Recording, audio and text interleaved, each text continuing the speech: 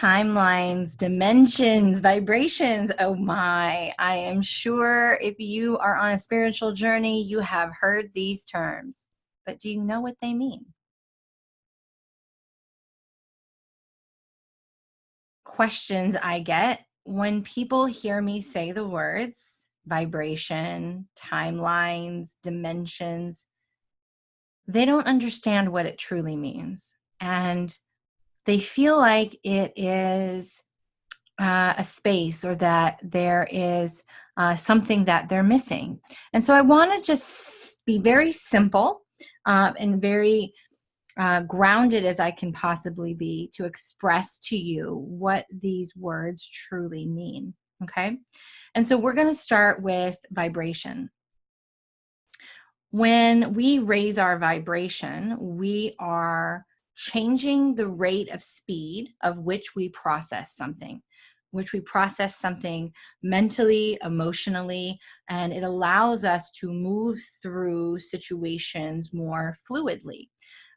We hear a lot of the spiritual community talking about the word flow, right? So when you flow, you are processing what's happening in the present moment at a very high rate of speed, and you are able to make decisions that are in alignment for you and for your highest and best, right? So when we talk about raising your vibration, all we're doing is saying that you are opening yourself up, elevating yourself up, expanding yourself to be able to process emotions and thoughts at a higher rate of speed, right? So we're no longer sitting forever, holding on to things, mulling things over, okay? So vibration is only the rate of speed of which you're processing something. When we talk about dimensions, right, we're talking about the level of density, right? So as living in a 3D, 3D is slower, right? It's more dense, it's more physical. It is our physical body, right? It's anything that is manifested into form, right? So we have something that is dense, but you can still have something manifested into form and allow it to be light. And the way that we do that is through what we humans have coined the term ascension. And when we ascend, we are releasing density. We are releasing judgment. We are releasing attachment.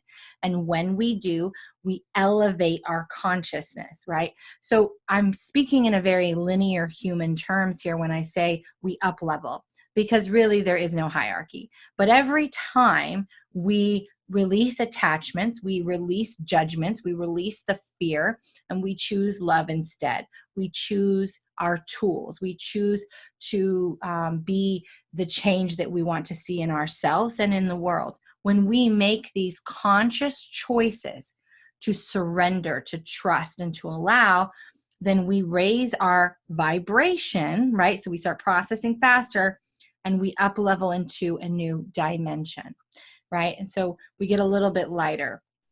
When in reality, what we're doing is we're not going up, right? We're not elevating. What we're doing is we're anchoring our light body. So ascension is tricky because it feels like we are going somewhere, right? We're lifting ourselves into a higher space, or going to a place. We're not. All we're doing is anchoring our light body, right, into our physical body, allowing this physical vessel to become lighter. It's really amazing when you think about it. So let's talk about timelines, right? Timelines, this is a very multifaceted subject, but I'm going to try to give you the best visual that I can. And what they show me is a freeway. And something like you'd probably see in LA, right? Where you have these junctions, right? So you have this path, and then it splits, and there's all these other freeways you can take, all these different off-ramps. So what happens, right? We are constantly, each and every one of us, we are running multiple timelines all at once. So I recently did a show on my radio station with my co-host about the Mandela effect. And we talked about, have you ever seen a doppelganger, right? Have you ever seen yourself or somebody else and you're like, that looks just like this person, right? And that's the visual that, and the visual that they want me to give you is there is a different version of you, many versions of you out there living the same exact life, just a little bit differently. So those are all the timelines that are running congruently. They're all happening right at once. This also explains why sometimes you're like, I never said that, I never did that, I never went there, but someone else is adamant that you did, right? What they were seeing is another version of you playing out that timeline somewhere else. So we have these different versions, and when we intersect, right, we learn that lesson, we intersect, and we come into alignment, all of a sudden we have these timelines begin to collapse, and we feel like all those aspects are becoming one again, right? And that's the journey that we are on. When we're talking about timelines, we are talking about manifesting as well. So everything that you are desiring, everything that's available to you already exists, but it exists on a timeline that you haven't stepped onto yet. And so when we come into alignment, right, it isn't just us raising our vibration and becoming lighter, right? Up leveling that dimension, right? Becoming that lighter version of ourselves, a more detached, present person.